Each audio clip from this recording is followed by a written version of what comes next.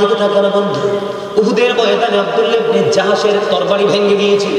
কি হয়ে গিয়েছিল? তরবারি মানে তলোয়ার ভেঙে গিয়েছিল। যুদ্ধ করার মতো তার কাছে কোনো অস্ত্র নেই।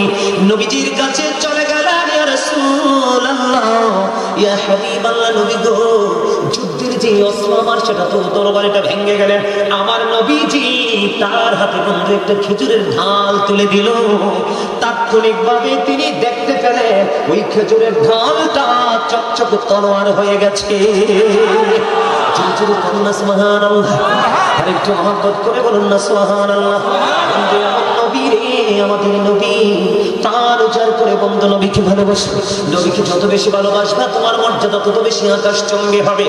নবীজিকে যত তুমি ছোট করবা তোমার আমল তত বেশি ধ্বংস হয়ে যাবে। কারণ আল্লাহ যা দিয়েছেন নবীর মাধ্যমে আমার আগে বন্ধু অত্যন্ত চমৎকার ভাবে বুঝিয়ে গেছেন মুফতি মাওলানা মোহাম্মদ আলী হুসাইন সাইফি সাহেব।